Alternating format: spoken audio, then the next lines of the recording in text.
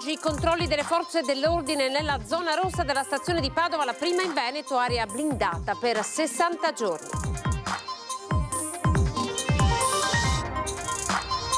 Rubavano nelle abitazioni del Veneto ma anche di altre regioni. A Padova la polizia sgomina una banda di predoni, la base logistica a Mogliano Veneto.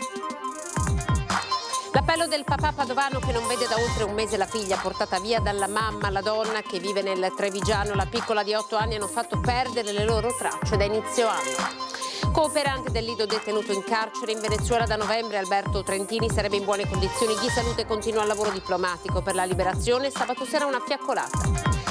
Meno di 365 giorni alle Olimpiadi invernali 2026, stamattina la cerimonia ufficiale a Milano, stasera festa in piazza Cortina per dare il via al punto alla rovescia. Si è spento a 102 anni Enrico Vanzini, ultimo Sonderkommando italiano, testimone degli orrori del campo di concentramento di Dachau. Ben ritrovati, buonasera. Il telegiornale del Veneto apre con la prima zona rossa in Veneto, zona rossa che parte proprio da Padova, dalla stazione di Padova. Sarà blindata per 60 giorni. Facciamo il punto e vediamo com'è andata. È scattata alle 7 la zona rossa attorno alla stazione di Padova. Per 60 giorni polizia, carabinieri, guardia di finanza e polizia locale si divideranno orari e strade tutto attorno, intensificando i controlli come previsto dall'ordinanza del prefetto. Se verranno sorpresi pregiudicati in atteggiamento aggressivo o molesto, verrà applicato il cosiddetto ODA, decreto di allontanamento, e non potranno rientrare nell'area rossa per 48 ore e poi, se necessari, si prevedono altri provvedimenti. Abbiamo appunto predisposto un piano dove continuativamente la zona della stazione, praticamente anche le aree, le vie, no, le limitrofe delimitate, parliamo di una porzione di territorio dove risiedono, quella individuata, 35.000 cittadini, 35.000 persone. Faremo anche dei servizi notturni. Anche se non tutti i frequentatori della stazione sanno esattamente di cosa si tratti, la maggior parte di padovani, studenti e pendolari sono favorevoli. Anche i commercianti sostengono la zona rossa senza allarmismi, respingendo infatti il concetto di emergenza, e parlano piuttosto di prevenzione, anche per proteggere la vocazione turistica della città. Pensiamo che qualsiasi misura di prevenzione che viene presa a tutela dei cittadini è accolta in maniera positiva. Di conseguenza condividiamo il pensiero del prefetto ad avere una stazione sicura, in quanto un biglietto da visita per una città che sta crescendo dal punto di vista soprattutto turistico. Questo non debba suonare come campanello d'allarme, ma bensì deve dare un'immagine che Padova è una città sicura. I padovani si sono dimostrati favorevoli alla zona rossa, li ascoltiamo. Studenti, pendolari, commercianti, tassisti, ma anche padovani che saltuariamente frequentano la zona. La stazione di Padova e le strade adiacenti sono al centro dell'attenzione con l'avvio della zona rossa, che fino al 9 aprile vedrà maggiori controlli delle forze dell'ordine che potranno allontanare i soggetti già noti e in atteggiamento minaccioso o molesto. Non tutti sanno esattamente di cosa si parli, ma la maggior parte di chi abbiamo sentito è favorevole a questa sorta di esperimento. Sarà zona rossa, secondo lei, se cambierà qualcosa? La zona rossa? Sì, nel senso che i controlli saranno maggiori.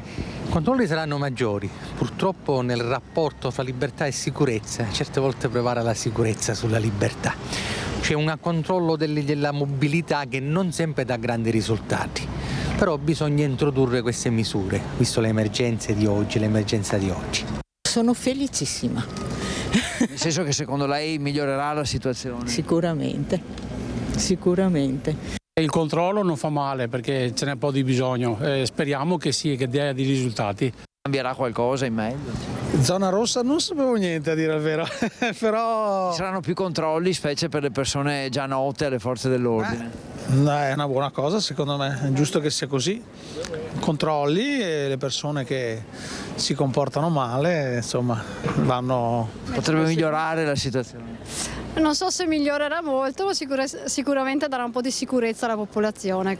La speranza dei cittadini, in particolare dei residenti o di chi in questa zona lavora, è che migliori la sicurezza e la vivibilità della stazione di Padova, migliorando in questa porta di accesso alla città anche il biglietto da visita per i turisti. Rubavano nelle abitazioni del Veneto ma anche di altre regioni. La polizia di Padova si è messa sulle loro tracce. È stata sgominata una banda, coinvolte anche le province di Treviso e Venezia. La squadra mobile di Padova ha sgominato una banda di 4 albanesi specializzata in furti in abitazioni, fermata con un blitz a Mogliano Veneto nel Trevigiano. 4 le persone denunciate, di cui 2 arrestate. Le indagini sono partite da 2 furti a Padova il 9 e 20 gennaio, bottino, numerosi monili d'oro e altri preziosi. A mettere gli investigatori sulle tracce della banda una pettorina arancione di quelle usate nei cantieri edili e indossata da uno dei ladri in entrambi gli episodi. Successivamente è stata individuata anche l'auto usata in uno dei colpi, le cui tracce hanno portato a scoprire il covo dei malviventi in una casa affittata da alcuni mesi a Mogliano Veneto. Scattati gli appostamenti e i pedinamenti, gli uomini della questura hanno identificato tutti i componenti della banda, fermati con un blitz all'alba. È stata recuperata refurtiva proprio dei furti commessi in abitazione qui a Padova e della particolare efficacia ed efficienza delinquenziale di questa cellula, addirittura una smerigliatrice che viene utilizzata per forzare le cassaforti, arnesi atti allo scasso, quindi a riprova di un gruppo professionale. Uno dei malviventi, 45enne, ha esibito un documento falso che fino a quel momento gli era servito per sfuggire agli arresti domiciliari, cui era sottoposto da agosto 2024, tagliando anche il braccialetto elettronico adottato dal Tribunale di Treviso per altri furti nella Marca, ed è finito così in carcere. Un complice, 43enne, che al momento del blitz indossava il gilet arancione, aveva già numerosi precedenti per furti in abitazione in Lombardia, Emilia-Romagna e Veneto. Un terzo albanese di 35 anni, anch'egli già noto per furti in case, era l'intestatario dell'appartamento ed era in possesso delle chiavi di un'auto a noleggio parcheggiata davanti all'abitazione, nella quale sono stati trovati gioielli in oro, alcuni orologi rubati, oltre a uno smerigliatore elettrico, guanti e altri attrezzi. L'ultimo della banda, un 35enne, è stato arrestato per un'ordinanza di custodia cautelare in carcere del Tribunale di Venezia per droga. La squadra mobile sta ora rivisitando investigativamente tutti i furti che sono avvenuti in quel periodo per vedere una eventuale riconducibilità a questa banda. Il dato che emerge, si tratta anche a dicembre sequestrammo parecchi monili in oro, denaro contante, circa 50 furti accertati e poi prevalentemente questa refurtiva prende la via dell'est Europa per quanto concerne poi i canali di ricettazione e di riciclaggio. Nuova rapina in via Piave meno di un mese fa, la rapina davanti alla figlioletta di 7 mesi. Il servizio. Dopo la violenta rapina subita 20 giorni fa, i titolari del Trio Shop qui in via Piave a Mestre si sono trovati nuovamente a dover fronteggiare una ladra. Questa volta il titolare è stato minacciato con una siringa. Eccola all'opera, ripresa senza saperlo dalle telecamere del negozio, mentre arraffa prodotti di vario genere e calzini. Ho visto lei prendere tanti roba, mettere subito dentro borsa. Poi ha cercato di uscire con la massima indifferenza, ma i titolari l'hanno bloccata. Molla! Signora, sto spalle dentro. Molla! Ho le siringhe, molla! Ho le siringhe, molla! La donna non aveva intenzione di cedere, ma nemmeno i titolari, nonostante le sue minacce. E in attesa dell'arrivo della polizia chiamata da una cliente, l'hanno obbligata a lasciare la refurtiva. Fuori tutto, vai via. Tanti! Non c'è niente in mezzo. Anche, ancora! Tieni. Ancora! Non è, anche se c'è da via roba. Tutto. Io controllo, va bene. Non c'è niente. Vedere. Ancora! Poi voleva fuggire. Non puoi tenermi dentro! È sequestro di persona! Ferma qua! Fammi uscire! Tu, rubare! Fammi uscire! Prende la roba! Prendere! Anche se tu della roba! Prendere!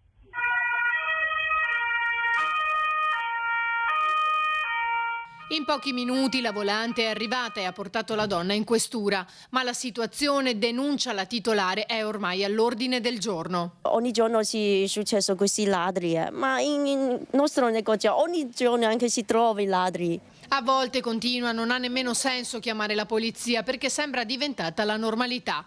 Poi l'appello al comune, spiegandosi attraverso il traduttore del cellulare.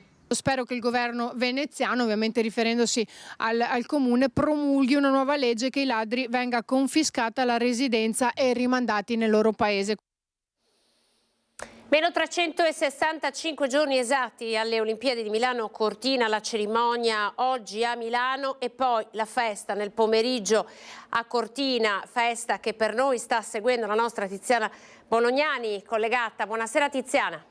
Abbiamo già i microfoni, iniziamo con il... Buonasera Anna, sì, la festa è iniziata alle 18, alle mie spalle potete vedere la gente che si è assiepata in piazza Roma nell'angolo dedicato al One Year to Go, alla festa, il festeggiamento a un anno esatto dall'avvio dei Giochi Olimpici e Paralimpici Invernali Milano Cortina 2026, una festa davvero importante, anche se ci sono delle assenze pesanti per la concomitante festa che poco fa annunciavi a Milano di questa mattina al Teatro Streller. Ha parlato la vice sindaca di Cortina Roberta Alverà, che naturalmente ha esortato la comunità di Cortina e la provincia intera assieme, affiancata dal presidente della provincia Roberto Padrin, a fare squadra, a non far scemare l'entusiasmo che si comincia a sentire non solo a Cortina, dove è tutto un fiorire di cantieri, ma anche in provincia di Belluno, dove si stanno esponendo proprio in questi giorni in tutti i paesi, in tutti i comuni, lungo le strade, anche questi famosi manifesti che ricordano che la provincia di Belluno è e sarà provincia olimpica. Cortina per la seconda volta è la terza città italiana ad ospitare le Olimpiadi, ma la prima ad ospitarle due volte e a 70 anni di distanza. Ricorderete naturalmente le Olimpiadi di Cortina del 1956. Stamattina vi dicevo a Milano è arrivato anche il messaggio della presidente di Confindustria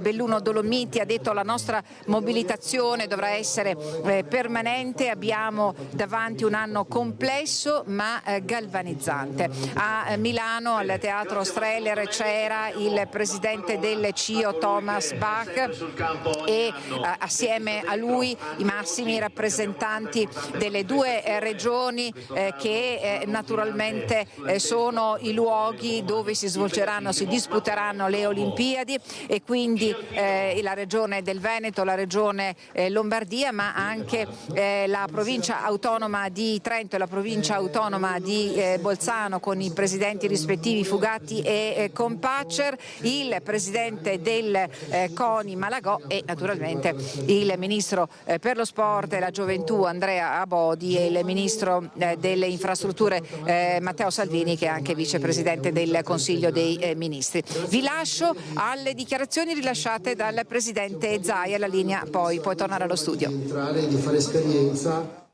Con la pista di bob siamo assolutamente a un buon punto, addirittura meglio rispetto al cronoprogramma, tanto è vero che a marzo si dovrebbe fare la prima prova di congelamento della pista. Detto questo, voglio anche ricordare che la pista di bob innanzitutto non è un'invenzione in un versante di montagna intonso, ma noi siamo andati a recuperare una discarica, un cadavere eccellente che era la vecchia pista di bob abbandonata che inquinava. Alla fine sono stati abbattuti 856 alberi, ma la piantumazione prevista è di 10.000 alberi, soprattutto di un risanamento totale che consegna una grande opera sportiva, la più vecchia pista del mondo, 1928, e dall'altro una grande opera di ingegneria e di architettura che sarà oggetto di visite. Questa idea di un'Olimpiade diffusa è assolutamente vincente, soprattutto sul fronte della sostenibilità ambientale, ma ricordiamolo fino in fondo che 3 miliardi e mezzo di cittadini del mondo ci vedranno e almeno 2 milioni di visitatori li avremo nel territorio. Grazie alla nostra Tiziana Bolognani, buon lavoro. Andiamo avanti. A quanto apprende l'ANSA da fonti qualificate su un canale che tiene aperto un dialogo con le autorità venezuelane, è giunta una prova certa sulle buone condizioni di salute di Alberto Trentini, il giovane cooperante veneziano da oltre 2 mesi detenuto nel paese sudamericano. Trentini era arrivato in Venezuela il 17 ottobre scorso per una missione con le ONG Humanity and Inclusion. Il 15 novembre, mentre viaggiava da Caracas a Guasdalito, è stato fermato ad un posto di blocco ed arrestato. I familiari del giovane da tempo sono mobilitati con appelli ed altre iniziative per chiedere il ritorno a casa di Alberto. Sabato sera a Lido di Venezia è prevista una fiaccolata per chiederne la liberazione. Poi c'è un altro appello, quello di un papà padovano che non vede da oltre un mese la figlia, che è stata, pare, portata via dalla mamma. Sentite. Chiedo ai familiari della mia ex compagna di scrivermi, di tenerci in contatto, di dare informazioni alla procura in maniera tale che mia bimba possa tornare alla sua vita e ai suoi amici. L'ultima volta che ha visto sua figlia era il 28 dicembre. L'appello disperato di questo giovane papà padovano. La sua ex moglie, che vive in provincia di Treviso, all'indomani della festa per il compleanno della piccola è partita in fretta e furia per la Svizzera, portando con sé la bambina e non ha più fatto rientro in Italia. Il giorno 3 gennaio mi sono presentato presso la casa della mia ex compagna, però ho notato da subito che non era più presente il nome sul campanello e sulla buca delle lettere.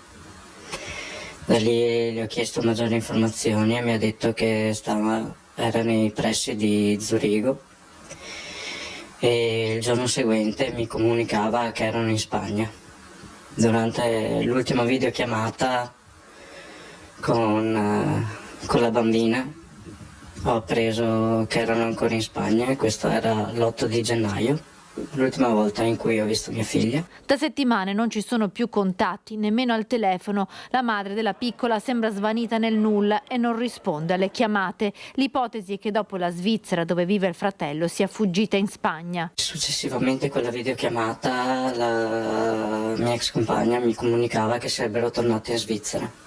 Però il mio timore è che sia stato solamente per depistarci. Chiedo anche alla procura di accelerare con le indagini perché i giorni passano e la piccola potrebbe perdere anche l'anno di scuola. La procura di Treviso si sta occupando delle indagini. Il passaporto della piccola è stato revocato ed è stato disposto l'affidamento esclusivo della bambina al papà, che si rivolge alla sua piccola con queste parole. Tesoro, tranquilla che tra poco tornerai dai tuoi amici, dalla tua famiglia, del tuo ambiente, alla tua scuola, dalle tue maestre, da tutte quelle persone che ti vogliono bene da morire, tesoro mio. Ti aspettiamo a braccia aperte, non vediamo l'ora di rivedere il tuo sorriso, tesoro. Si è spento a 102 anni Enrico Vanzini, ultimo Sonderkommando italiano, testimone degli orrori del campo di Dachau. 7-8 ore continuo a buttare su morti e buttarli dentro, e con l'odore che c'era e con il fuoco che faceva, era quasi, diciamo, non dico, ma sarà stato a quasi 200 gradi. No, e quindi avevo sempre la testa, il mal di testa. Pensavo che mi scoppiasse la testa e si doveva fare, e guai se non si faceva, perché era là la guardia che ci guardava e ogni tanto se non si faceva quel che diceva ci sparava. Mancherà a tutti Enrico Vanzini, l'ultimo italiano appartenente al Sonderkommando, testimone dell'orrore della Shoah. Per anni, instancabilmente, ha portato la sua testimonianza nelle biblioteche, nelle scuole, nei tanti incontri pubblici durante i quali ha avuto la forza di raccontare gli orrori vissuti nel campo di concentramento di Dachau. vedevo tanti giovani che si buttavano sulla rete perché non erano più capaci di sopportare questa vita e allora si buttavano sulla rete, che c'era 1000 volt di elettricità e dopo ci mandavano a tirarli via e io dicevo sempre: ma perché devo buttare via la vita? Un domani può darsi che cambi. Enrico Vanzini era il prigioniero numero 123.343, assegnato alla baracca 8 nella sezione dei detenuti lavoratori. Fu costretto a lavorare nelle camere a gas e nei forni crematori. Sopravvisse alla fame, al trattamento disumano, alle epidemie, alla sete e al gelo dell'inverno, ma sopravvisse soprattutto alla visione mostruosa delle persone gettate nei forni. Il 29 aprile del 1945 il campo di Dachau fu liberato. Quando tornò a casa pesava appena 29 kg, neppure sua madre lo riconobbe. Ha detto: voglio vedere che peso hai. No, e mi ha detto: mamma mia, neanche 30 kg. E infatti mia mamma, no, lei era là e gli ho detto: mamma, vieni, no, vedi che sono arrivato, vedi che il Signore mi ha dato la gioia di potervi vedere ancora. E lei mi ha detto: ma chi sei? Ma io non ti conosco mica. Tenne l'orrore del campo di concentramento nascosto nel suo cuore fino al 2005. Dopo 60 anni di silenzio, decise di raccontare ciò che aveva visto e vissuto. Molti comuni in questi anni gli hanno conferito la cittadinanza onoraria.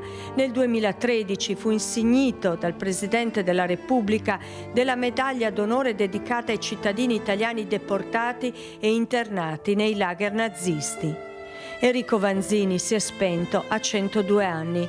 La morte si è portata via il suo corpo, ma la sua testimonianza rimarrà viva per sempre. La sua memoria è diventata patrimonio indelebile di tutti noi. Speriamo che non succeda più quello che io ho passato e sofferto in circa 8 mesi a Dachau. È tutto, grazie per essere stati in nostra compagnia. Il telegiornale del Veneto termina qui, arrivederci.